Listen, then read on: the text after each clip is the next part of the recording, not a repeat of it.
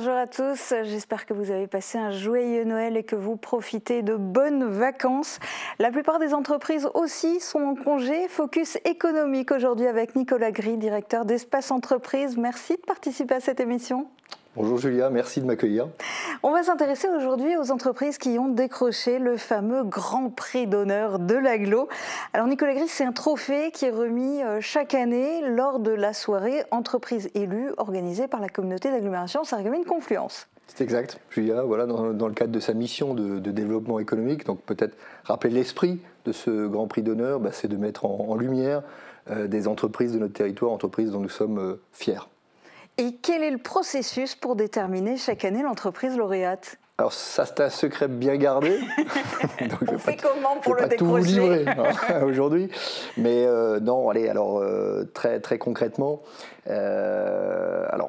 Espace Entreprise propose en général 4 ou 5 entreprises qui sont sélectionnées selon des critères, j'allais dire, assez nombreux, divers et variés en tout cas. Alors ça peut être la taille de l'entreprise, son antériorité sur le territoire, le fait que ce soit une entreprise familiale, une croissance exceptionnelle, des réalisations remarquables, un projet qui est en liaison avec le territoire, etc. Et donc ces critères sont observés. On fait une sélection donc, de 4 ou 5 entreprises qu'on propose aux élus, donc le président et les vice-présidents qui font partie de ce comité. Et ensuite, je dirais que des fois, il y a passe au vote. Ça passe au vote. Alors des fois, il y a un consensus qui se forme assez rapidement autour du lauréat. Puis des fois, c'est plus long. Des fois, on se revoit même plusieurs fois pour en discuter. Ouais. Mais voilà, ça veut dire qu'on y attache de l'importance et qu'on essaie de faire les choses bien. Et il y a donc chaque année une seule entreprise qui est lauréate de ce Grand Prix. Et on va commencer notre rétrospective en 2013. Cette année-là, c'est l'entreprise Chaîne de l'Est qui a remporté le Grand Prix d'honneur de l'Agglo. Depuis 3 générations, le bois est le dénominateur commun de la famille Bar. Depuis la création de la scierie Bar en 1965, devenue Chaîne de l'Est en 1981, l'entreprise a prospéré dans le giron familial. Aujourd'hui, Raymond, Gabriel, Jean-Michel et Brigitte tiennent les rênes de l'entreprise avec le soutien de leurs conjoints. Une unité familiale qui se révèle être une véritable force grâce à l'implication de chacun dans le fonctionnement et la réussite de la société. Un peu avant les années 2000, donc le papa souhaitait que tous ses enfants soient dans l'entreprise. On était tous nés dans le bois, donc forcément c'était plus facile pour nous. On a repris, chacun à des postes différents, les rênes. On s'est partagé les tâches et donc forcément on voulait montrer que ça marche. Donc on s'est un peu mis la pression aussi entre nous pour montrer que chacun avait des résultats et pour mener la boîte le plus haut possible et dans les meilleures conditions possibles. On nous a toujours dit, chez vous ça ne marchera jamais, vous êtes 4 frères et sœurs. Aujourd'hui, on nous dit, chez vous ça marche parce que vous êtes 4 frères et sœurs. C'est notre force. Chaîne de l'Est s'impose, presque un demi-siècle plus tard, parmi les plus grands fabricants français de parquets et de planchers massifs. L'entreprise fabrique 350 000 m² de parquets par an. Depuis les grumes de chêne jusqu'aux produits finis prêts à être posés, toutes les étapes de la fabrication du parquet sont réalisées dans les ateliers de Chaîne de l'Est. Une réelle garantie de qualité. Le bois est un matériau naturel, un matériau noble, et le bois ne peut donner que ce qu'il a. La nature ne peut donner que ce qu'elle a. Un arbre qui a une branche a forcément un nœud à l'intérieur, ce qui peut poser des soucis au niveau des produits haut de gamme. Donc nous portons énormément d'attention à l'achat de matières premières. Pour ne pas être tributaire du cours du bois, l'entreprise a trouvé une parade, stocké et arrosé sur place une grande quantité de grumes.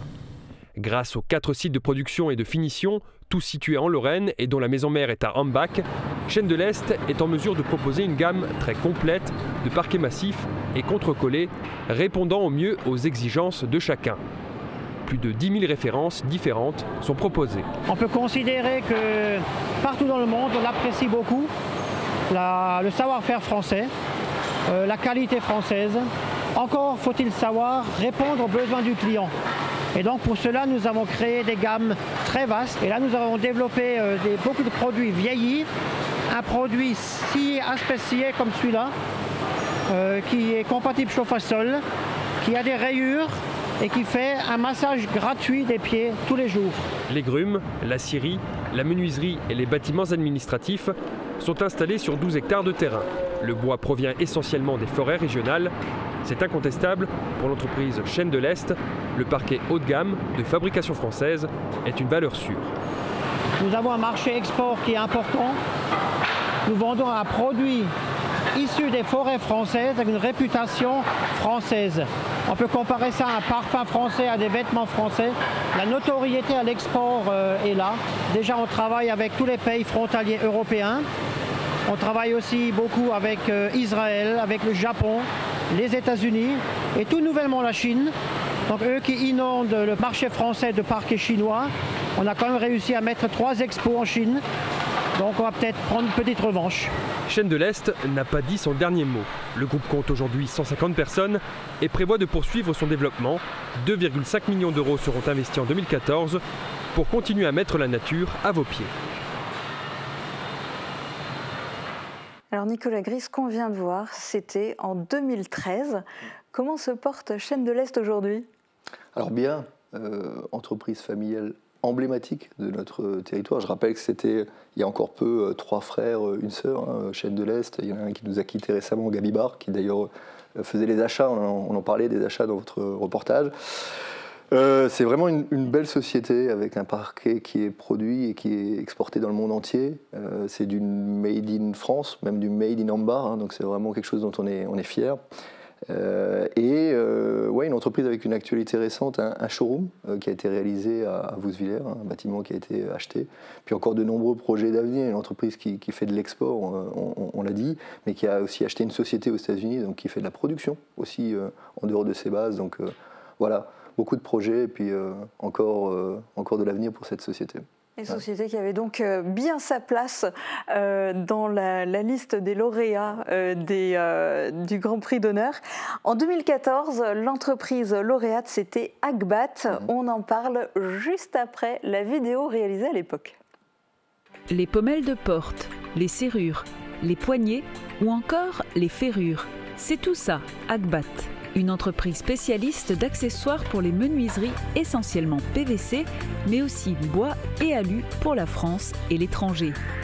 Aux commandes de cette entreprise, exclusivement familiale, Stéphane Kirschwing. Mais c'est en 1986 que l'aventure débute.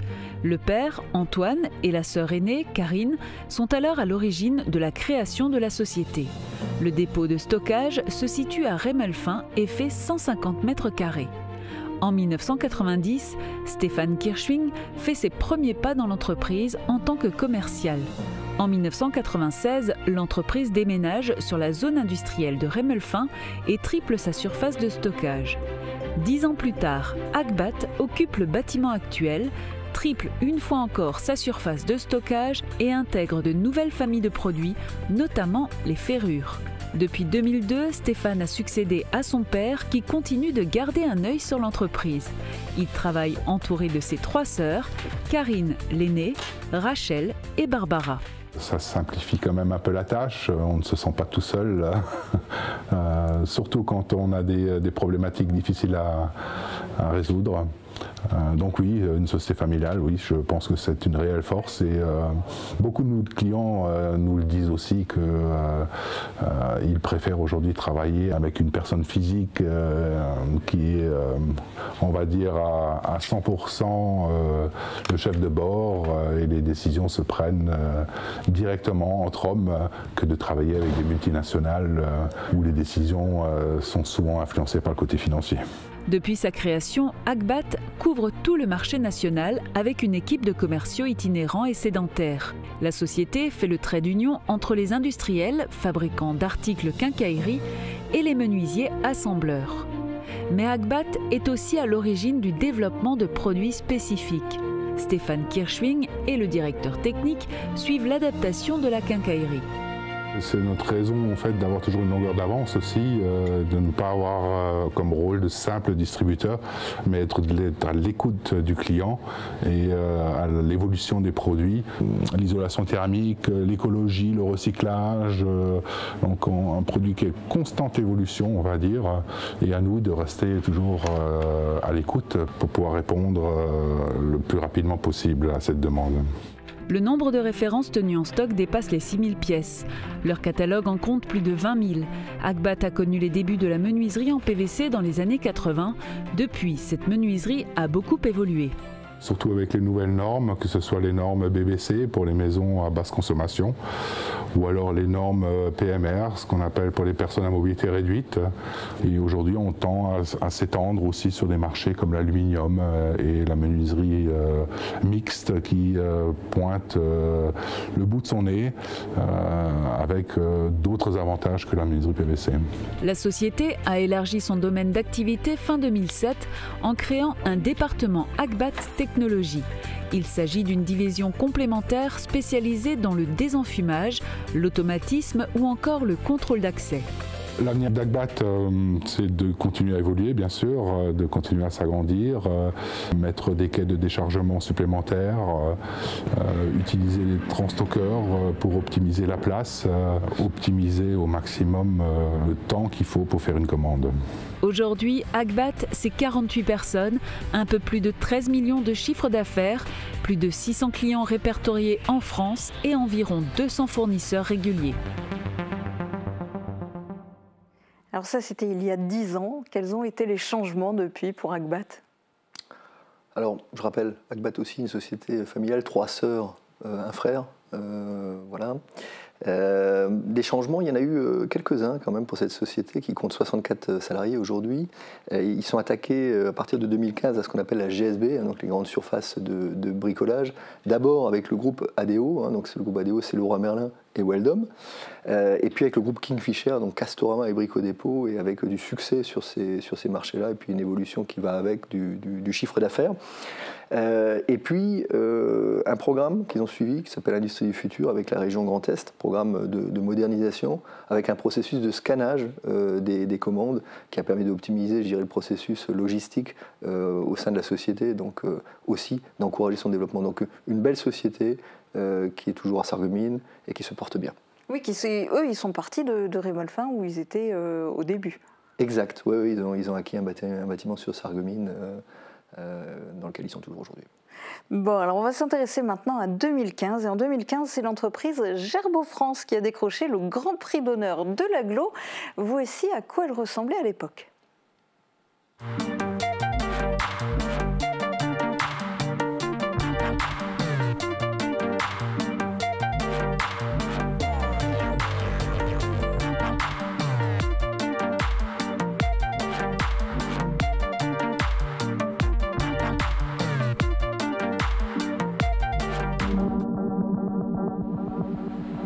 « 3000 fois par mois, le sigle Gerbeau France est gravé à Rémolfin avant d'être expédié à travers le monde. Un savoir-faire très particulier, presque exclusif dans le domaine de l'outillage de haute précision. L'entreprise est petite par sa taille, grande par son savoir-faire et très forte par la compétence de ses 27 collaborateurs. Notre grande force, c'est qu'on a un outil de production adapté aux besoins des clients. On est actif, on sait leur proposer des solutions et on sait également concrétiser la réalisation de leur produit final. Le produit final est obtenu par ces pièces en acier trempé extrêmement dures et d'apparence très simple. La spécialité de Gerbeau consiste à usiner des empreintes selon des cotes très précises. Sorties des rectifieuses, les pièces deviennent des outils qui, installés sur des machines de roulage chez le client, permettent de produire par déformation des vis, des boulons et des rivets. Les secteurs fournis sont l'automobile, l'aéronautique, la mécanique en général et le bâtiment. 60% de la production part à l'étranger. Alors notre marché est essentiellement basé en Europe, on va dire, en Allemagne et en France. Ce sont nos marchés principaux, mais également en Europe de l'Est et également en Afrique du Nord, des pays comme l'Algérie, le Maroc, qui se développent pas mal au niveau automobile et aéronautique, mais également la Turquie. On exporte également en Chine, on accompagne nos clients en Chine, en Inde, aux États-Unis et également au Canada. Airbus, Boeing, Mercedes, Audi, Peugeot, Fischer font partie des prestigieux clients finaux de Gerbeau France. Pour assurer la production, le site est associé à une entreprise allemande, Stefan Erdwerk, et fait partie du groupe Maisch Familien Holding. L'ensemble représente 450 personnes. L'implantation à Remmelfin date de 1975 et occupe une surface de 1200 mètres carrés. Le parc des machines est essentiellement composé de rectifieuses. Ces dernières années, des investissements soutenus ont été menés pour acquérir de nouveaux marchés et proposer des solutions évolutives aux clients. On est dans une démarche dynamique du fait de la volonté aussi de notre groupe et de notre société. On a subi la crise comme toutes les entreprises en 2009. Notre chance et notre force, c'est d'avoir continué les investissements, y compris lors de cette période de crise. On est sorti de la crise en 2010 avec un chiffre d'affaires qui atteignait celui d'avant-crise et pour en final doubler ce chiffre d'affaires sur les 5 dernières années. Fort de ces investissements, Gerbaud France voit l'avenir avec une certaine sérénité. Si le savoir-faire est exclusif, les 7 rectifieuses le sont aussi. Conçues en partenariat avec les fournisseurs, chacune est unique. Cela confère une belle avance sur tout concurrent qui voudrait s'engouffrer sur ce marché. Et quand on dit que la Moselle-Est est au cœur de l'Europe, installé à Remmelfin, pour nous, c'est plutôt un atout. On se situe, on va dire, à la frontière allemande du fait qu'on travaille en collaboration avec une usine faisant partie de notre groupe. C'est un avantage du fait qu'on a donc ces échanges permanents entre les deux sites, c'est-à-dire jusqu'à 3 navettes internes par semaine. Il y a un échange commercial, un échange physique qui se fait au quotidien. Ça nous permet aussi d'être présents sur les marchés, donc français forcément, allemands et pays de l'Est en s'appuyant sur nos collègues allemands. Les perspectives de développement de Gerbaud France semblent assurées et prometteuses. L'équipe emmenée par Jean-François Bourrait cultive de nouveaux projets boostés par son succès. On ne peut pas s'arrêter à ce niveau-là. On a des projets encore pour 2016 sur des machines encore plus poussées et pointues, permettant également de faire des gains de productivité qui est très très important actuellement. Et effectivement, la concurrence est pour nous un booster, on va dire. Aux sceptiques, Gerbaud France démontre que la mondialisation a du bon. Nous savons maintenant que la vis, le boulon ou l'écrou que nous tiendrons demain entre nos doigts aura sûrement été fabriqué avec un outil Gerbaud France. Alors, quelle a été l'évolution de Gerbaud France depuis 2015 ?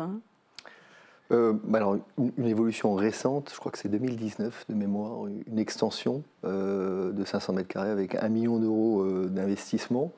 Donc voilà, de nouveaux marchés. Alors c'est une extension qui était liée à une activité d'usinage. Et moi j'aime bien cette société parce qu'elle illustre bien un mouvement qu'on a beaucoup chez nous, c'est des entreprises qui relèvent de capitaux allemands, qui s'installent, qui choisissent le territoire de la Casque pour son côté frontalier, mais aussi parce qu'on a des terrains qui sont prêts à construire. Alors cette entreprise-là, elle est depuis longtemps, elle est depuis je crois 62. On est en 2024, donc vous faites le calcul, ça fait 62 ans sur le territoire, d'abord à Sarreguemines, et puis depuis 75, ça a été dit dans le reportage sur Remmelfin. Mais voilà, une belle entreprise avec toujours des projets d'avenir sur le territoire. Mais on s'intéresse maintenant au transport et à la logistique avec l'entreprise Altrans, Grand Prix d'honneur en 2016. Le 2 mai 1974, j'ai créé mon entreprise. Mon collègue voulait nommer Sarreguemines Transport. Moi, je dis, c'est trop petit, il faut rayonner un peu plus loin. Alors, on a trouvé Alsace-Lorraine Transport. Al, Trans. Et voilà 42 ans que ça dure. L'aventure a commencé à Sarreguemines avec 2 chauffeurs et un local de 50 mètres carrés. Le premier dépôt de taille fut installé à Frauenberg. L'entreprise comptait à ce moment une quinzaine de clients. On a tenu quand même quelques années à Frauenberg, mais c'était très difficile parce que le week-end, tous les conducteurs rentraient, il fallait garer tous ces véhicules et la place, elle commençait à manquer. On a démarré à Ambach, auprès de l'autoroute. On a construit 15 500 mètres carrés de dépôt, plus des bureaux, sur un terrain de 4 hectares. Ambach s'est considérablement développé avec, en venant en face, la Smart, etc. Donc il y a eu beaucoup de demandes de stockage. La présence de Smart permet à Altrans de développer son activité. La règle d'or est alors Un client ne doit pas compter pour plus de 13% du chiffre d'affaires. Une rigueur et une ambition qui ont permis à la société d'employer près de 500 personnes et de compter jusqu'à 1 millier de cartes grises. Une ampleur qui tient à la diversification des activités, à l'amélioration de la qualité du service, avec l'ouverture d'agences dans plusieurs villes de France. On a fait une fois un calcul, on était plus de 3000 personnes à vivre sur l'entreprise, c'est quand même important. C'est incroyable ce que ça m'a pris comme énergie. L'énergie, il a donc fallu la transmettre. C'est un duo ambitieux qui incarne la relève. Ils s'appellent Paul-Antoine Young et Christophe Hoffmann. En 2016, ils ont fait très fort. 2016, une année magnifique, une année bien chargée en travail et puis en nouveaux projets. Comme le rachat de la société de transport Bruno Robert à Contres, en Loir-et-Cher. Une société qui, à elle seule, pèse 15 millions d'euros de chiffre d'affaires. Ajoutez à cela l'acquisition de nouveaux marchés, de nouveaux clients, et vous faites l'addition. En un an, le groupe Altrans a créé près d'une centaine d'emplois, notamment en Franche-Comté et en région lyonnaise. Les effectifs sont passés à plus de 600 personnes. Le chiffre d'affaires a bondi de 38 à 64 millions d'euros. On est toujours dans un marché très protectionniste franco-français et on se bat pour maintenir cette protection puisque on ne se bat pas à armes égales avec les pays étrangers. Donc ça c'est le côté toujours difficile. Le côté positif, c'est qu'on sort quand même un peu d'une crise qui a duré plusieurs années. On voit que les marchés sont de nouveaux porteurs et donc on repart un peu à l'offensive sur le marché national. Et on investit pour se développer, notamment dans l'immobilier. Le global des investissements, donc ce qu'a pu dire Paul-Antoine en matière de développement et sur la partie immobilière qui représente un investissement global du groupe sur l'ensemble de la France d'environ 14 millions d'euros. 14 millions d'euros qui ont servi au groupe Altrans à poursuivre son implantation sur le territoire national, en s'installant chez Peugeot à Sochaux, dans un local de 12 000 m², en construisant un bâtiment de 8 000 m² à Saint-Quentin-Fallavier. Le groupe a quitté Vitrolles pour aller à Aix-en-Provence, dans un local de 4000 m². À Lens, il a intégré une surface de 2000 m² et est en cours d'implantation à Reichstedt, autrement dit à la porte de Strasbourg.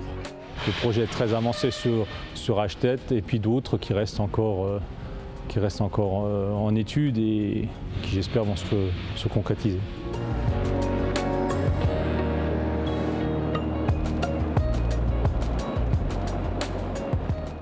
Nicolas Gris, ça roule toujours pour Altrans? Oui. Alors c'est Paul-Antoine Young qui a succédé. C'est devenu un acteur majeur du transport, mais aussi de la logistique. Voilà, 8 agences en France, 60 000 m² de bâtiments exploités. Il y a plusieurs sociétés qui ont été rachetées. Et il y a encore beaucoup de projets sur le territoire et ailleurs. Et vraiment, voilà, c'est une entreprise dont on est fier aussi. Je dirais que c'est une entreprise qui est aussi engagée dans la transition écologique. C'est-à-dire que 60% du parc de véhicules, c'est du biogaz, c'est de l'élec. Voilà. Donc il y a vraiment une volonté aussi d'accompagner la transition environnementale.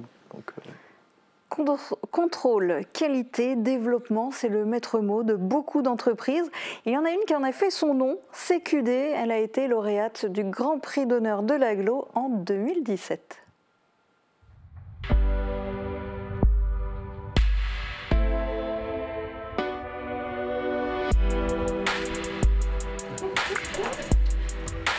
CQD, 3 lettres pour désigner contrôle, qualité, développement. Et un idéogramme pour les lier entre elles. Ce « et », une éperluette, un point de couture comme un fil, un lien fragile qui unit les hommes, qui nous dit « Je suis à ton écoute, quels sont tes besoins ?» C'était une aventure qui a démarré en janvier 2008 avec 2-3 clients dès le démarrage, donc notamment mon ancien employeur qui était ZF. Tout le monde se souvient de 2008, c'est vraiment une multitude de travail, tous les voyants ont vert.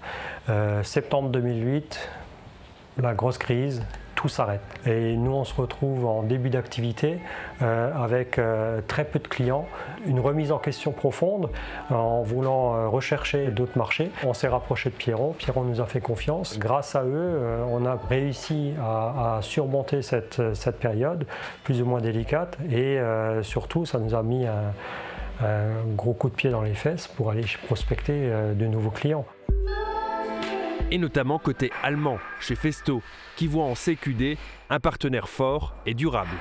L'Allemagne a une philosophie complètement différente, préfère travailler avec leurs fournisseurs, même si c'est une activité restreinte, pour pouvoir répondre après et reproduire dès le départ quand la machine se remet en route. Une autre grosse différence par rapport à la France, c'est qu'en Allemagne, il n'y a pas toutes ces strates d'un point de vue achat. À partir du moment où le responsable dit on travaille ensemble, le lendemain on travaille ensemble.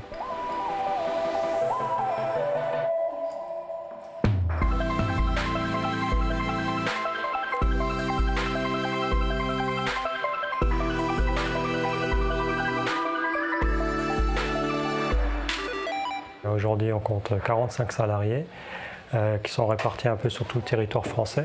On est parti de l'espace entreprise en 2014 pour s'implanter à Wouswiller. Sur Wouswiller, on aura une intégration locale avec les clients avec lesquels on travaille. L'Allemagne, donc Festo, ZF ou d'autres clients comme Continental, mais aussi ça va nous permettre de rayonner sur des sites comme Smart, comme BR, où on garantit des temps de réactivité de moins de 20 minutes.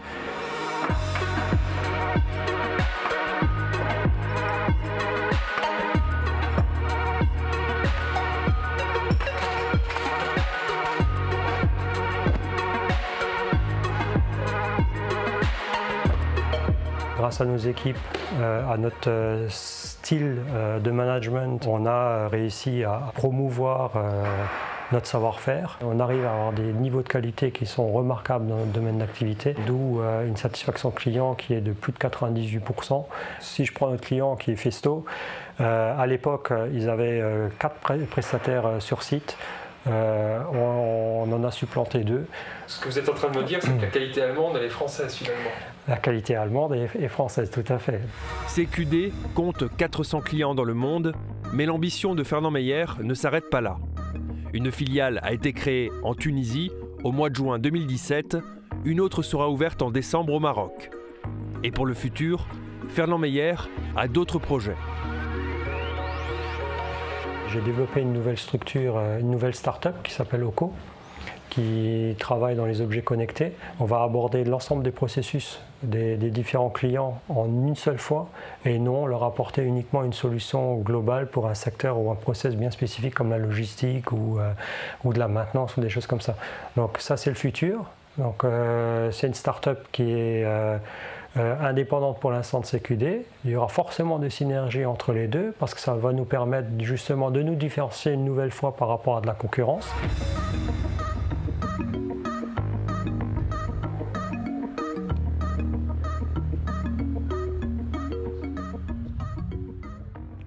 CQD avait commencé son aventure à Espace Entreprise. Comment se porte aujourd'hui CQD ? Très bien. Je l'ai eu au bout du fil d'ailleurs il y a quelques jours.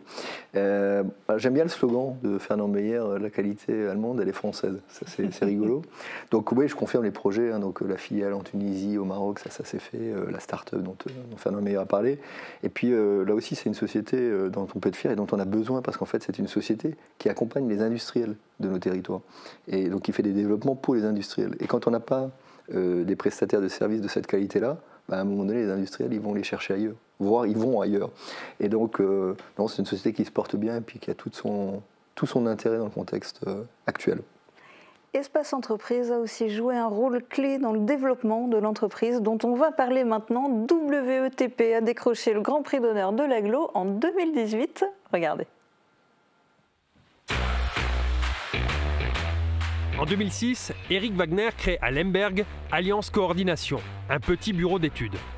3 ans plus tard, il s'installe à Sarralbe et crée WETP, Wagner Environnement Travaux Publics. Convaincu de son potentiel, il prend le risque d'emprunter et n'hésite pas à mettre en gage ses biens personnels. Et il a eu raison. La société connaît une croissance rapide. Il embauche 15 personnes et se retrouve rapidement à l'étroit dans ses installations. Il cherche alors un terrain à Sarreguemines. L'Agglo et Espace Entreprise lui proposent un emplacement idéal sur la zone de Woustvillers. En 2014, il investit 1,5 million d'euros dans un bâtiment moderne et fonctionnel. C'est à partir de là que tous les matins, les équipes partent aux quatre coins du secteur. Leur spécialité, la construction de réseaux et de branchements individuels et collectifs. Pour passer en fait de la phase conception à la phase réalisation, il me fallait une entreprise de terrassement. Donc j'ai eu l'idée de créer WTP en 2009, qui est en fait une entreprise spécialisée dans la construction de réseaux. En finalité, l'entreprise WTP n'est que la suite et le développement et l'expansion de l'Alliance Coordination. En 2016, WTP rachète un de ses sous-traitants, la société CMIT, Cartographie, Mesure et Investigation Technique. Une activité complémentaire qui va lui apporter une meilleure réactivité et des compétences supplémentaires. WTP compte aujourd'hui 40 salariés, dont 34 sont opérationnels sur le terrain. Les autres sont occupés au planning, à la gestion, au secrétariat et à la direction. L'activité réseau sec concerne la pose de réseaux de télécommunications, de gaz, d'électricité et d'éclairage public. Au fil du temps, la société a gagné la confiance de donneurs d'ordre tels que GRDF, Enedis et les collectivités locales. Certains chantiers durent une journée, d'autres plusieurs mois. Une astreinte est également assurée pour GRDF. Un moment inoubliable pour Eric Wagner, c'est le 11 septembre 2014, le jour de son anniversaire, quand on lui livre son camion aspirateur.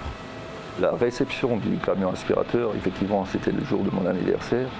Est-ce que c'était lié au hasard, lié au calendrier? Je ne sais rien, mais en tout cas, c'était un moment très fort pour l'entreprise. Parce qu'il faut savoir que le camion aspirateur, c'est un investissement de 500 000 €. Et lorsque je sais que j'ai commencé en 2006, tout seul, avec mon bureau d'études, avec 1 500 €, vous voyez le chemin parcouru jusqu'à 2014. Le camion aspirateur est pour nous un outil indispensable. Parce que, premièrement, il réduit énormément la pénibilité au travail, augmente la productivité sur nos chantiers, nous permet de travailler en sécurité par rapport au réseau existant.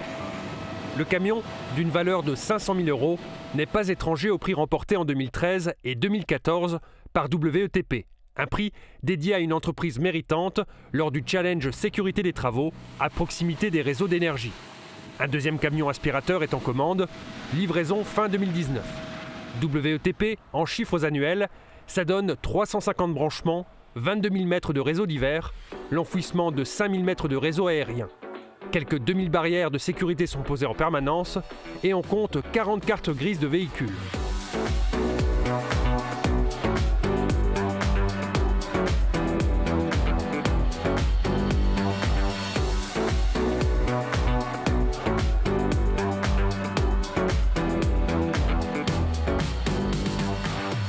Mon objectif est de pérenniser l'emploi de mes salariés dans des conditions de travail optimales. Développer la culture entreprise autour de l'ergonomie, l'organisation et le respect de l'environnement. Aujourd'hui, notre carnet de commandes nous permet d'être serein, mais rien n'est acquis et tous les jours est un autre défi. Et comme je répète souvent à mes collaborateurs, anticiper, c'est l'avenir. WTP prévoit 5 nouvelles embauches. Un avenir serein et plein de promesses à l'image du marché remporté à Illange. 3 km de réseau gaz seront posés pour l'alimentation de la mégazone. Un marché obtenu face à de grandes entreprises nationales.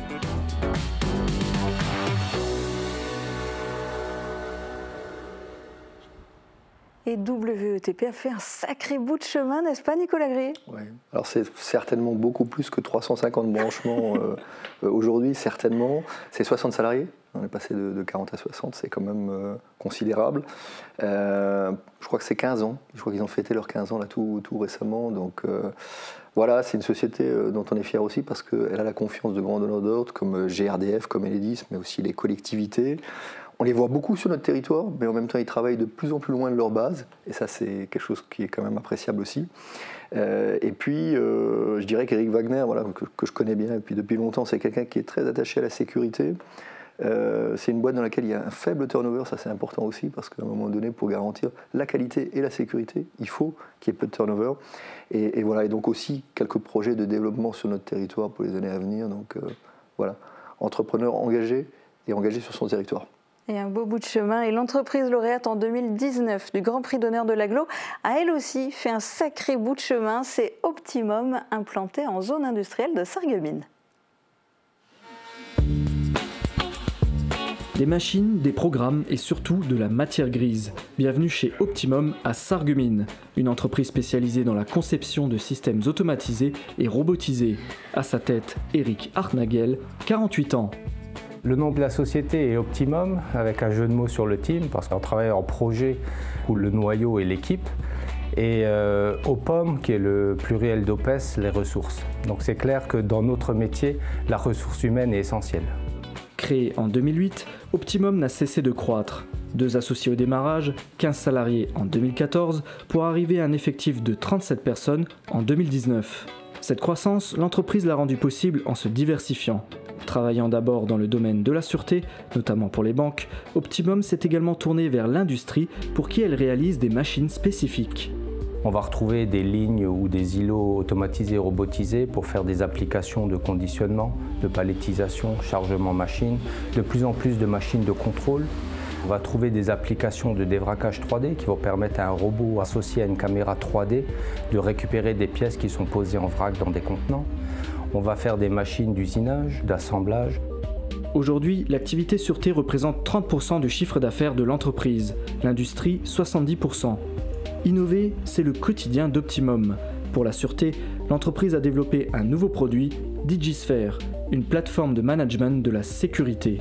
Cette interface permet aux clients d'être plus efficaces dans la gestion de son établissement, notamment grâce à la modélisation 3D. Un produit qu'on a lancé en conception en 2016, qui représente la bonne somme d'1 million d'euros d'investissement. Et ce produit a été référencé par le groupe BPCE, donc Banque Populaire Caisse d'Épargne, pour gérer l'ensemble de la sécurité de ces 8000 agences. Des investissements, Optimum en fait régulièrement. Le dernier en date, c'est ce nouveau bâtiment qui répond aux besoins et à la croissance continue de l'entreprise. 4500 m² avec de nouvelles unités d'usinage, le tout pour plus de 2 millions d'euros. On a sollicité la région et le FEDER qui nous ont alloué une aide à l'investissement à hauteur de 130 000 € pour les unités d'usinage et les investissements matériels faits dans la dernière phase. On va continuer à investir sur les équipements d'usinage et continuer à développer DigiSphere. Donc on a un plan d'investissement pour la deuxième version du logiciel de plus de 590 000 €. Optimum réalise entre 20 et 35 projets par an, d'une valeur allant de 10 000 à 1 500 000 €. L'automobile, le bois, les banques, la cosmétique, l'électroménager, le chauffage, les clients de l'entreprise sont variés. Depuis quelques années, Optimum développe ses relations avec les industries locales. Je pense à Ondal, où on a fait un îlot de palettisation cobotique. Donc la cobotique, c'est de la robotique collaborative qui permet à un opérateur de travailler dans l'environnement du robot. On a fait le même type d'application chez Continental pour charger des bandes de roulement dans les machines. On vient d'installer 3 cellules de chargement de ces bandes de roulement et on a une consultation pour de nouvelles cellules. Aujourd'hui, une de mes fiertés, c'est d'avoir su gérer la croissance rapide d'Optimum en arrivant à maintenir une certaine qualité de vie au travail et aussi d'avoir réussi à maintenir un niveau de qualité malgré les difficultés que les gros projets ou chaque étape a pu poser à l'ensemble de l'équipe. L'automatisation d'un process de production peut avoir mauvaise presse parce qu'on imagine la machine remplacer l'homme. J'ai une autre réponse à ça, c'est que la machine va permettre à l'industrie française de persister et de survivre en gagnant en productivité. Et il faut voir la machine plus comme une aide qui va reprendre les tâches sans valeur ajoutée. Et je pense que le gros intérêt qu'on a à travailler avec des machines, c'est d'élever le niveau de l'homme à faire des tâches à plus forte valeur ajoutée. Dans le domaine de la mécanique, de l'automatisme, de la robotique et de l'électricité, Optimum recrute. D'ici 3 ans, l'entreprise souhaite atteindre un chiffre d'affaires de 5 millions d'euros. Aujourd'hui, le niveau de qualité d'Optimum est largement reconnu, une qualité qui ne réside pas dans les machines qu'elle crée, mais bel et bien dans les esprits de celles et ceux qui créent ces machines.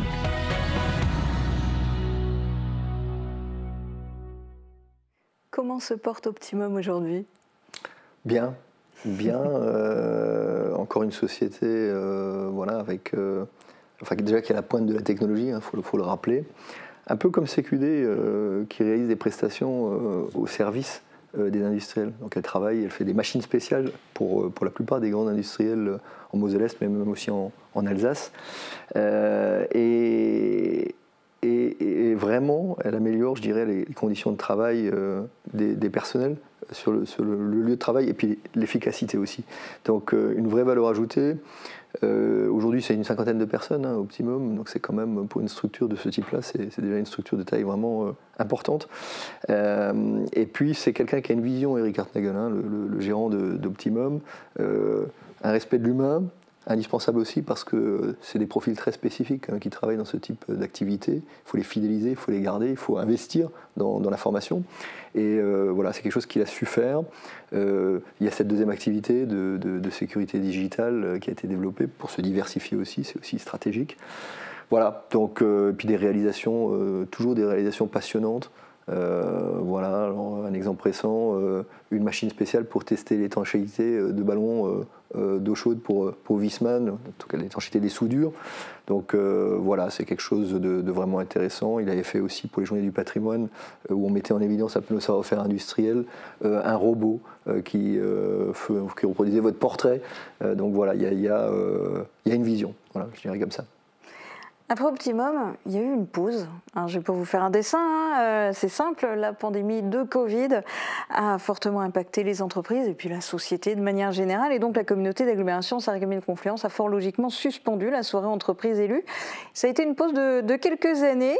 Est-ce que les entreprises du territoire de la Casques ont réussi à surmonter la crise du Covid ? Alors, bon, c'est difficile de faire une réponse en une phrase. Je dirais d'une manière générale oui, parce que les entreprises sont résilientes et elles savent s'adapter quand il y a de la difficulté. Même si, je dirais que là, ça fait quand même 5 ans que les difficultés, elles les enchaînent sur leur parcours. Mais oui, pour répondre à la question, et vraiment sur le Covid en lui-même, je pense que les entreprises ont su s'adapter, même si voilà, c'était quand même une période très spéciale. Moi, j'ai souvenir du parking de Continental vide, à un moment donné où je passe devant tous les jours, et c'est vrai que c'est quelque chose qui interpelle.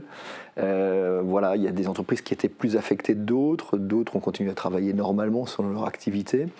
Voilà, mais c'est le propre de l'entreprise aussi de se réinventer, et ça c'est le chef d'entreprise qui est à la barre souvent qui impulse la dynamique. Et de s'adapter, il n'y a pas le choix. La soirée entreprise élue est repartie de plus belle depuis 2023. Et l'an dernier, donc, c'est BH Électricité qui a décroché le Grand Prix d'honneur. BH, 2 lettres qui s'imposent depuis bientôt 30 ans comme une référence dans le domaine de l'électricité générale. À l'origine de la société, un homme, Jean-Paul Brard, et un rêve de gosse. Le fait de créer une entreprise, c'était un rêve d'enfant. À 15 ans, je disais à 50 ans, j'aurais une entreprise avec 50 salariés et je ferais vivre 50 personnes. Et c'est ainsi que BH Électricité voit le jour en avril 1996. J'ai commencé d'abord tout seul et vers les mois de juillet, août, j'ai embauché un premier puis un deuxième salarié et on travaillait à l'époque essentiellement sur des chantiers de rénovation d'usines, enfin d'aménagement d'usines en Allemagne. On travaille un peu dans tous les domaines de l'électricité, de la simple installation domestique à des installations dans des usines, de l'alarme intrusion, de la vidéosurveillance, enfin on travaille vraiment dans tous les domaines. La dernière activité qu'on a développée, c'est les réceptions télé, antennes télé, SAT et télédistribution. On a toujours essayé de baser l'évolution, le développement de l'entreprise sur la connaissance, sur les avancées technologiques. BH Électricité compte environ 300 clients réguliers, en majorité des professionnels. Dans notre clientèle habituelle, on a un peu tous les secteurs administratifs de la région. Hein. Après, on a des magasins comme Intermarché, des restaurants. Et après, ce sont des clients institutionnels qui ont des interventions à faire ou sur appel d'offres comme Aéroville. C'est vraiment très, très, très diversifié. En 2008, la société connaît un pic de croissance avec le développement de l'énergie photovoltaïque. C'est encore aujourd'hui une grande partie de son activité. On fait vraiment l'ensemble de la prestation, de l'étude, de faisabilité jusqu'à la réalisation et tout en autonome. On n'a aucune sous-traitance et rien dans ce domaine. Sans vouloir être prétentieux, je pense qu'on est quand même l'entreprise dans ce domaine la plus performante. Chaque année, les équipes mènent une centaine de chantiers d'installation de panneaux photovoltaïques. Lorsqu'on demande à Jean-Paul ce qui fait la réputation de BH Électricité, il souligne l'efficacité de ses techniciens. On a eu traditionnellement toujours des équipes de dépannage qui étaient capables de réagir sur n'importe quelle situation avec un délai maximum d'intervention pour le particulier de 24 à 48 heures et pour les professionnels dans la demi-journée. BH Électricité, c'est 27 collaborateurs, dont une quinzaine d'opérateurs de terrain, qui interviennent généralement sur un rayon d'environ 60 km. Dépannage, maintenance, automatisme, éclairage public, climatisation, réseau informatique, domotique, les domaines d'expertise se multiplient au fil des ans en suivant le cours des innovations technologiques. L'électricité est un secteur florissant et qui offre à l'entreprise un avenir serein. Et l'avenir, c'est Nicolas, le fils de Jean-Paul, qui le tient désormais entre ses mains, lui qui travaille dans l'entreprise de son père depuis 2015. J'ai eu la chance depuis mon plus jeune âge de suivre les traces de mon père, de participer à la vie de l'entreprise. L'objectif pour moi aujourd'hui, c'est déjà de continuer dans les traces de mon père, donc de persévérer dans la formation des jeunes apprentis et d'être sur les métiers de niche tels qu'aujourd'hui les énergies renouvelables et donc le photovoltaïque qui avec les coûts des énergies est quelque chose de très important aujourd'hui. BH Électricité, c'est une évolution dans la continuité? Oui, là, c'est des actualités quand même assez fraîches, on est en 2023. Jean-Paul a passé le flambeau à Nicolas, son fils, une extension en 2021, une entreprise fiable qui travaille aussi avec des particuliers mais aussi des professionnels, des industriels locaux, c'est des industriels. C'est pas si courant. Très tôt dans le photovoltaïque. Ça, c'est quelque chose qu'il faut noter, au-delà des modes, et puis le photovoltaïque, ça a été à un moment donné, avec les encouragements fiscaux, c'est parti en flèche, et puis après ça s'est un peu tassé pour repartir maintenant. Ils ont toujours continué, eux, à faire leur bout de chemin sur ce marché-là et installé, et donc vraiment un savoir-faire qui est reconnu, et puis c'est une entreprise qui va bientôt fêter ses 30 ans, parce qu'il l'a dit, je crois que c'est 2026, voilà. On va terminer cette rétrospective avec le dernier lauréat en date. C'était le mois dernier, l'entreprise Eberhard à Woestwiller. Regardez.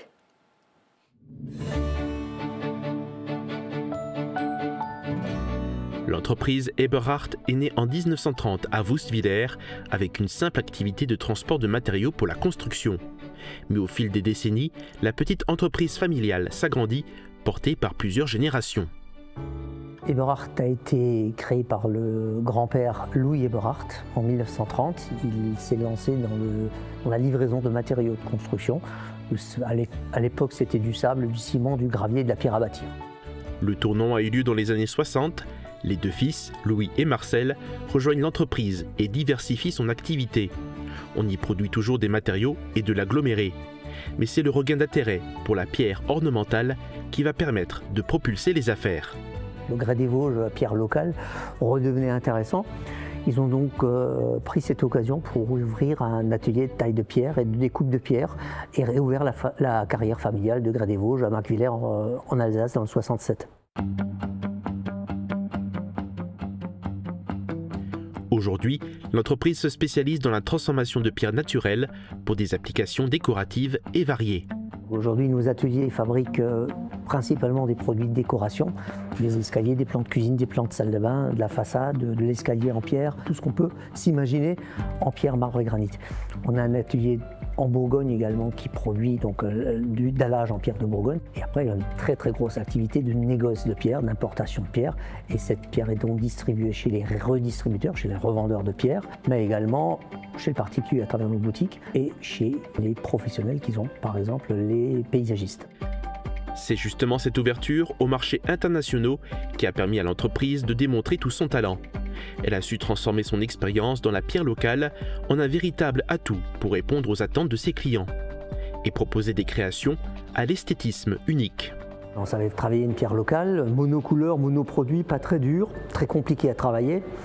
Et cette expérience nous a servi quand du jour au lendemain, on a eu accès à des carrières du monde entier. Donc on pouvait choisir des couleurs, des duretés, des finitions, et ça nous a ouvert un terrain de jeu énorme. Aujourd'hui, Eberhard entre dans une nouvelle phase de son histoire. En s'appuyant sur le savoir-faire et les valeurs héritées, l'entreprise vise à élargir son champ d'action et à atteindre de nouveaux objectifs, notamment dans le digital. Avec la nouvelle génération, on va déjà essayer de devenir un acteur important sur la vente en ligne.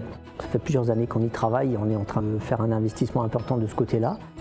Et on va dire qu'aujourd'hui, les magasins Minéral, qui sont au nombre de 7 et qui sont quand même bien éparpillés sur le secteur, on ne va pas se cacher que la cible, c'est de devenir quand même un des leaders de la distribution pierre naturelle sur le marché français. Fort d'une tradition familiale solide et d'une expertise reconnue dans le domaine, Eberhard s'est imposé comme un acteur majeur sur le marché de la pierre naturelle. L'entreprise a su allier savoir-faire artisanal et innovation, le tout en préservant l'élément le plus cher à son cœur, l'authenticité. Quel est le regard que vous portez sur cette rétrospective de Grand Prix d'honneur de l'Aglo ? D'abord, on en parlait dans l'introduction, je crois que ce Grand Prix, il fait ce pourquoi il a été créé, c'est-à-dire il met en lumière ces entreprises dont on est fier, qui sont parfois trop peu connues, voire méconnues sur notre territoire et autour. Donc je crois qu'on est bien dans ce cadre-là. Et puis ensuite, beaucoup de structures familiales, vous l'avez constaté, et elles sont toutes encore existantes aujourd'hui. Et là aussi, ça veut dire que, je crois qu'on ne s'est pas trop trompé dans le choix. En tout cas, les élus, validant chaque année, ne se sont pas trop trompés. Et je crois que la particularité de l'entreprise familiale, c'est que, d'abord, elle se délocalise assez rarement, puis elle est résiliente. Voilà. Et c'est ce que je retiens de ce Grand Prix. Au niveau d'Espace Entreprise, vous êtes en contact avec les sociétés tout au long de l'année. Rappelez-nous peut-être en quelques mots, pour nos téléspectateurs, quel est le rôle d'Espace Entreprise ? Le rôle, les rôles, parce qu'ils sont... Parce que c'est pas seulement choisir le Grand Prix d'honneur. C'est assez divers et varié. Je dirais, pour résumer dans les grandes lignes, l'accueil, le conseil des créateurs, repreneurs d'entreprises. Donc l'accueil, c'est l'accueil physique pour du conseil, mais aussi dans ces halls d'activité, dans les bureaux, dans la domiciliation d'entreprises de créateurs. Ensuite, c'est l'accompagnement dans la recherche de foncier. Alors, des terrains qui sont proposés toujours en concertation avec la CASC sur ces zones d'activité. Mais ça peut aussi être des bâtiments qui sont vides et que Espace Entreprise essaye de replacer à des porteurs de projets. Ça, c'est un autre rôle.